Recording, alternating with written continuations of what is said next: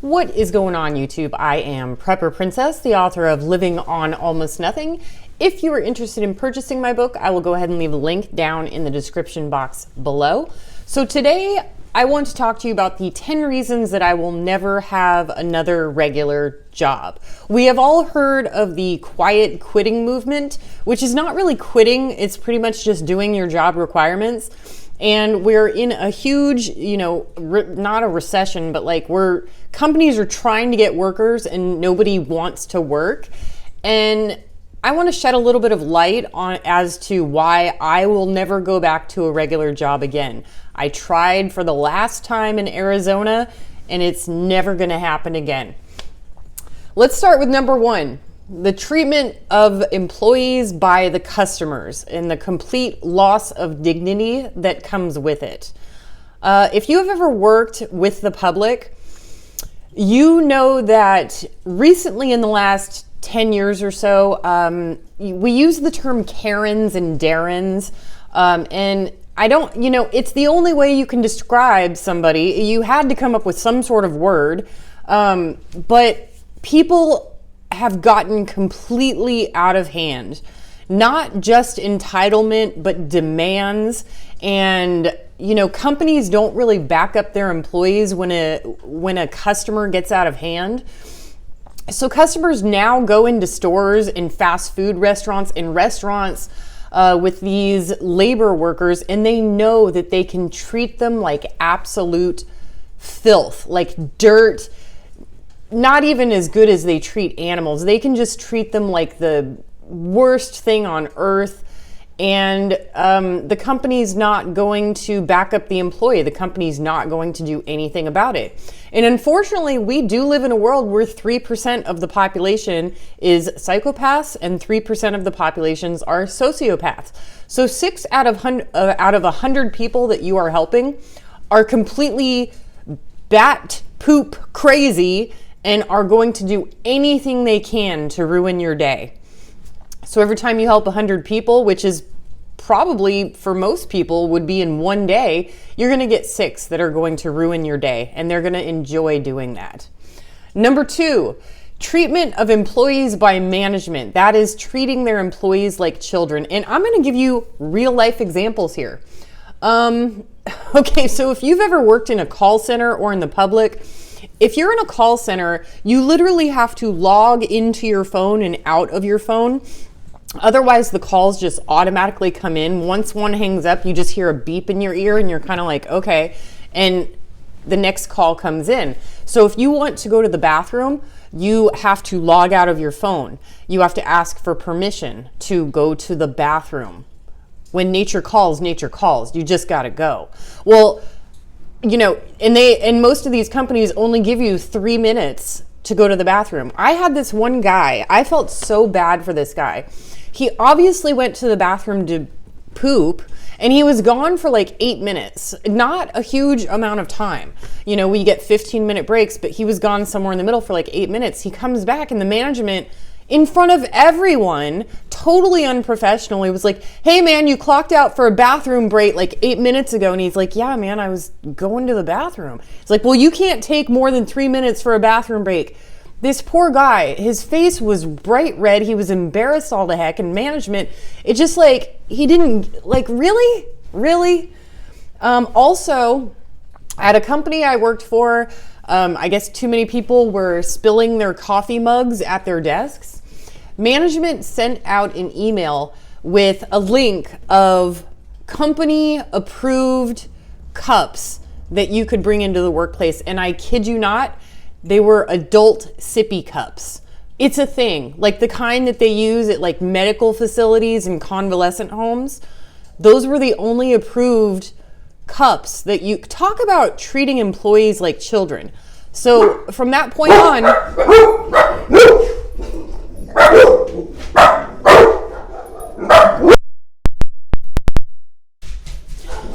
everybody was coming into work literally with a sippy cup. That's enough, guys. Rocky, that's enough. Anytime anybody walks by, even on the sidewalk outside, the dogs go crazy. Number 3, Office, company, culture, and backstabbing. Now, I don't know if you know this, working in an office environment is, in fact, like being in high school. Sorry about that.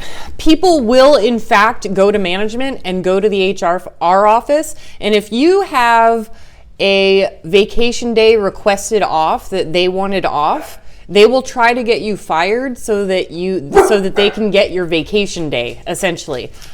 I can't tell you how many times I was called into HR for the most ridiculous things you've ever heard. Someone at some point said that I was making sexual comments about something. I literally had no clue what she was talking about. And like, I still to this day, I'm trying to figure out, like, if I said something, I would have admitted it, but I had no clue what she was talking about. Another time, I was talking to a coworker about Uber Black, and I got called into the HR office about racism because I was talking about Uber Black, and they assumed that I was talking about the race of black people. Like, it made no sense. It made no sense.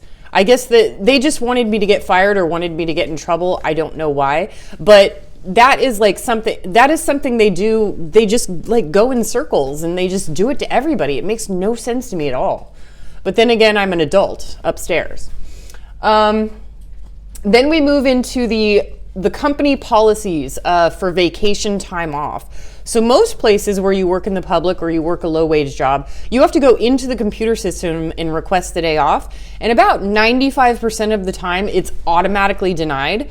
And you can't do it more than 3 months in advance. So if you want to plan a big trip to Paris or Italy, you have to be working at the company for like 3 years before you can even accumulate enough vacation time to go.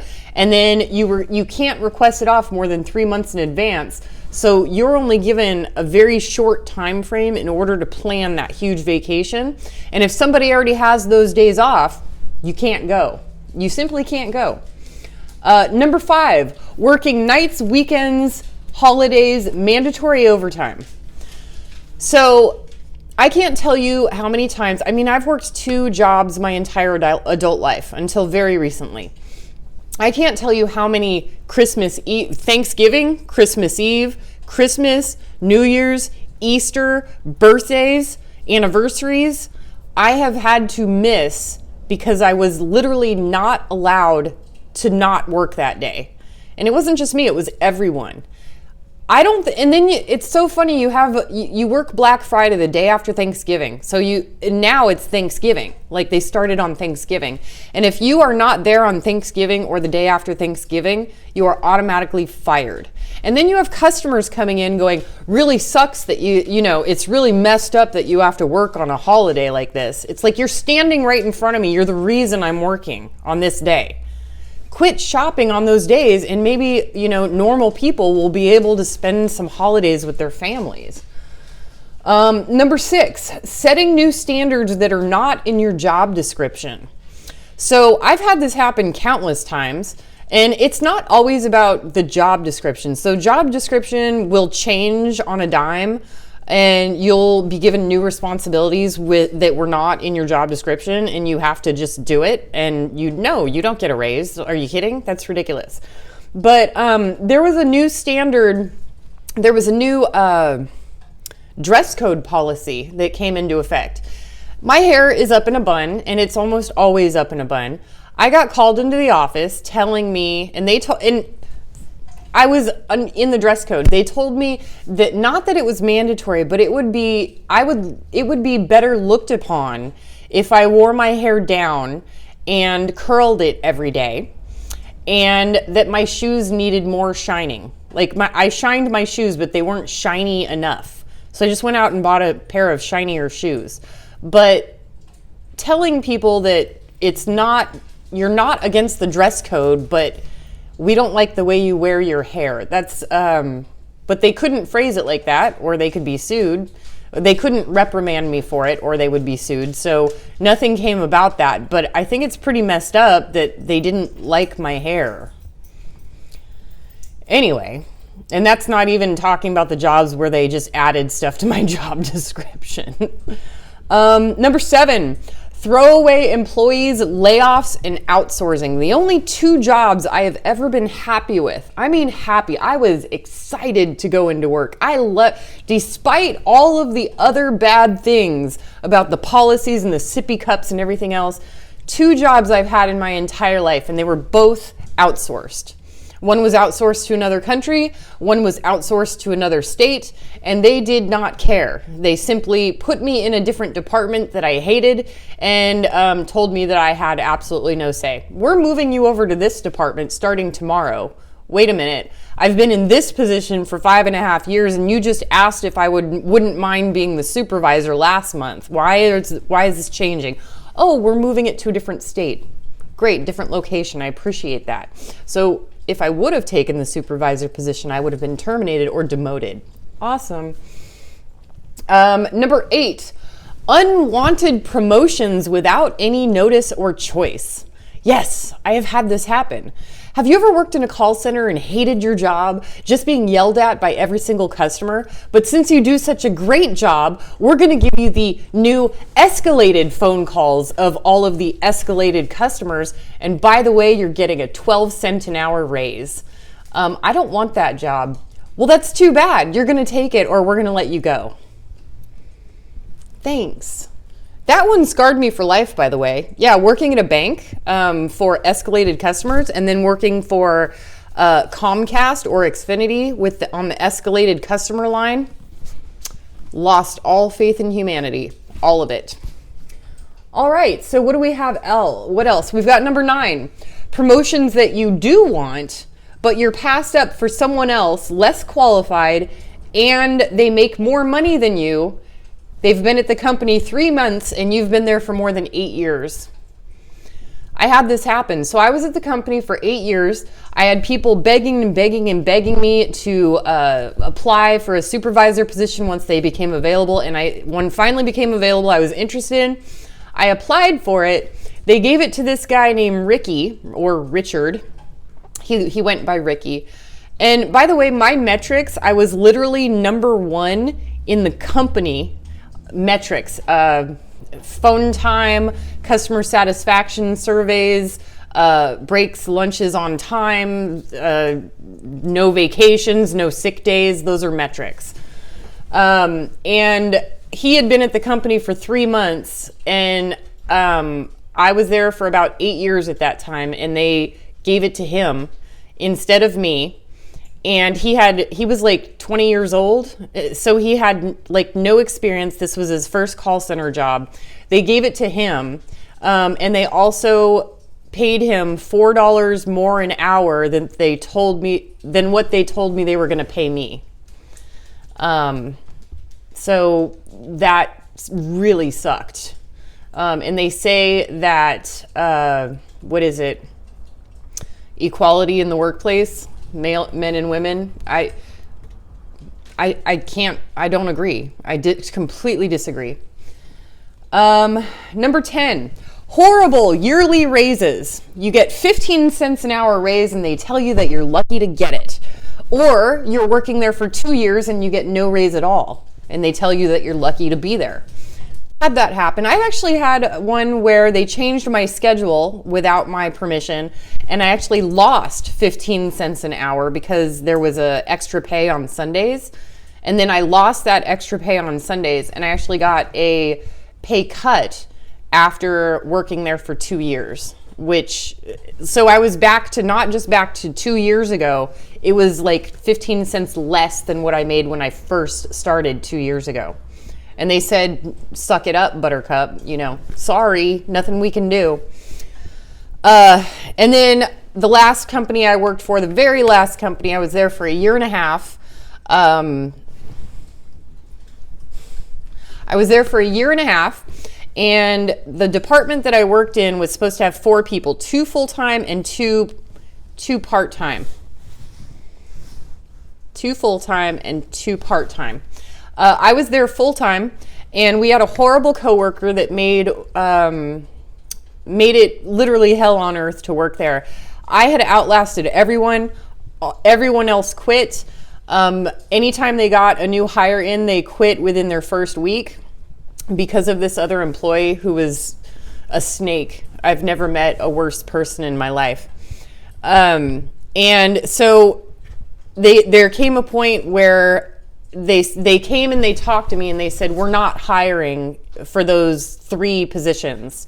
We're just not going to fill them. And I was like, but it's just me. And they said, yeah, you can do it. You can handle it. And I said, well, can I get a raise? Because I'm doing the work of 4 people and you're not going to fill those positions. Can I get a raise? No raises this year. I quit the next day. And I don't feel guilty about it. I don't feel guilty about it at all. I've been taken advantage of so many times for these low-wage jobs that treat me like a child and treat me like I'm lucky to have them. Well, no, they're lucky to have me. And I'm simply done. I'm not going to go into that environment again and realize that, you know, I'm wasting a third of my life on companies where I'm not even a number to them. You know, probably 100% of these companies, nobody would even remember my name if I went back into the call center or into the store. And I'm done. And the truth is that I make enough off of my rental properties and my dividends where I don't have to ever work again. And I'm going to keep it that way. YouTube is a really great side gig, so that I'll count that as a job, sure. But I'm not going to go back to that literal hell on earth. It is my own personal hell. I would rather eat from food banks and live without electricity and without a car. Can you tell I'm upset, sweetheart? I love you. You're a good girl. I would rather live off of food banks and ride a bike and walk and not have a car than go back to a normal job. Now, that's not to say that I won't do seasonal jobs, part-time jobs, side hustles, you know, DoorDash, Hub Grub, Uber, seasonal stuff like maybe spring or Christmas time. You never know. I sometimes get the I want a job kick. It happens sometimes. So maybe I'll get one of those, and who knows? Maybe I will find a job that I love so much that I will want to go back to full-time work, but the likelihood of that happening is almost none. Tell me what you guys think in the comments. I mean, have you all lost complete faith in humanity when working in the public? I mean, seriously, I know that I can't, there's no way I'm the only one who feels this way. All right, folks, do what you can with what you've got. Prepper Princess out.